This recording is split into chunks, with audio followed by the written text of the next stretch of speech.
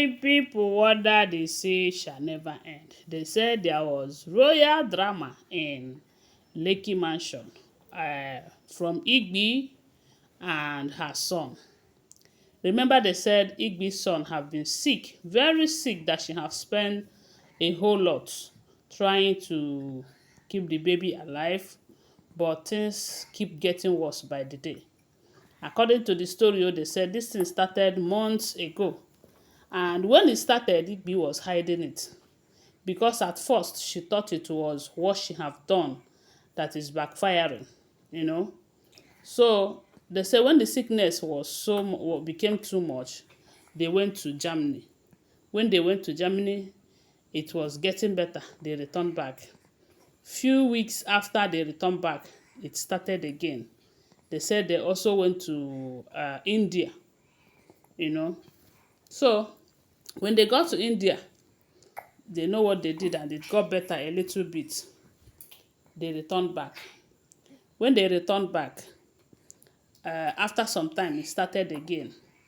Igbi started accusing the wife of her ex-husband because they said the ex-husband have remarried.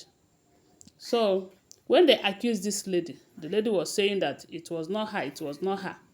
Meanwhile, the money that Igbi have been spending all this while, they said it was the money for the 10th anniversary that was under her care. They said the money was huge. Remember, they said there was a time they wanted to know about the money. And Igbi said she have used the money to buy a house in UK to replace the one that the king have given to the jewel and all of that.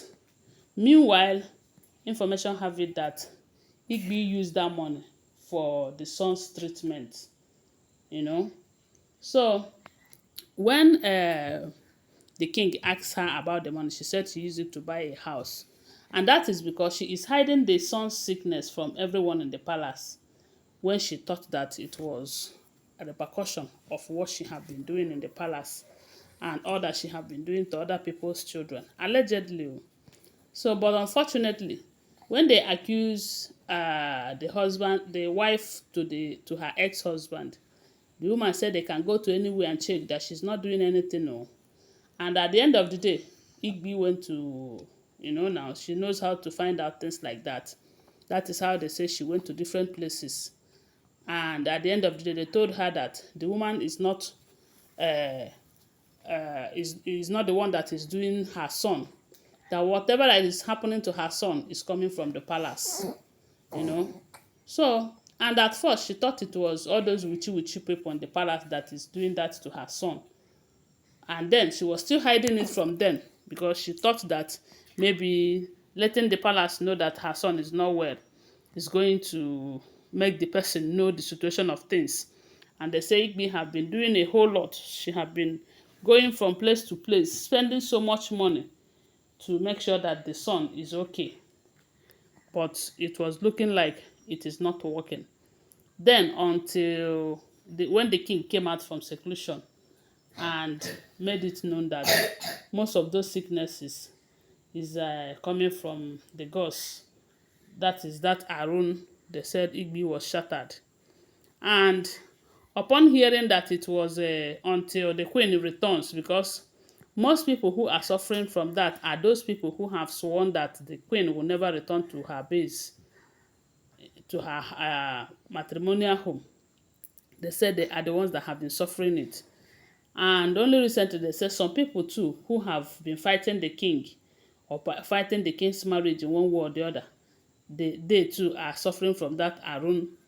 So when Igbi find out that it was until the jewel returns back to the palace that the son might not get better, they said ever since then, Igbi have been begging, working so hard. At first, she was threatening. They said she went and begged the first time, and the queen says she's not returning anywhere.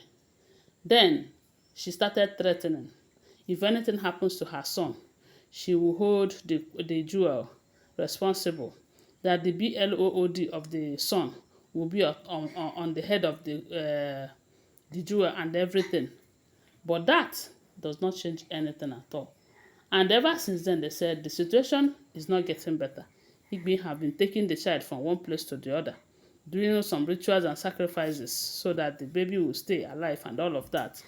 So at this point, we are hearing that Igbi have decided that it is time that she tries her luck again. And that was how they said Igbi set out to the Lekki mansion to go and see the queen. Upon getting there, they refused to grant her access because they said before you enter that royal Lekki mansion, you have to enter the first gate, the second gate before you get there. So it was at the first gate that they stopped Igbi, and they said Igbi was shouting, making a whole lot of noise, saying that on no account that she's not going to live here. And they said she even went there with the baby, that she's not going anywhere, that it is better that her son cry in front of the queen's house, let the world know the kind of queen that she is, that she's not going anywhere. They said Igbi was making so much noise. That was when information got to the jewel that someone from the palace have been in the first gate making so much noise, demanding to see her, that she's not going anywhere. They say she's even crying and she's a queen. So at that point, they said the jewel now told them to allow her to enter, to come to the second gate, not to enter the house, but to come to the second gate. Then they said she came to that second gate to see them. Then when Igbi got there, they said Igbi went on her knees, begging the queen, telling her to please forgive her, that she knows she have done a whole lot, that she believes it is karma that is working against her, that the queen should please have mercy, if not for anything, for the sake of the innocent child, that the queen should look at her son's face and have mercy upon the son, even if it is not for her own sake, that she knows that she did not deserve her forgiveness, but for the sake of the baby, that Igbi should please, that the queen should please have mercy upon her and do it for the return to the palace for the sake of her child. They said the queen told her that she's not returning. After all, there are certain rituals that they need to do before she will return, and none of that have been done. That was how they say Igbi started crying, telling the queen to please, even if it is to pray for the son, that she believed that if the queen prays for her son, that the baby is going to get better and all of that. They said the queen too felt so bad upon seeing the condition of the boy, because we all know that she's a lover of children, you know. That was how they said she too almost shed tears, because the condition of the boy is not good from what we are hearing. That was how they said the queen started praying for the boy and prayed. After praying, she told Igbi that nothing will happen to the son and all of that. And they say Igbi left in tears. You know, maybe she have faith that the baby is going to be fine. And I believe that if the queen since the queen have prayed for the son and Igbi accepted it in good faith, maybe nothing will happen to the son. After all, that is not our prayer. So that is what we are hearing if the information is true. Don't forget that these are all alleged unverified information making rounds on social media and shouldn't be seen as fact unless you verify them. Thanks for watching. Bye for now. Love you.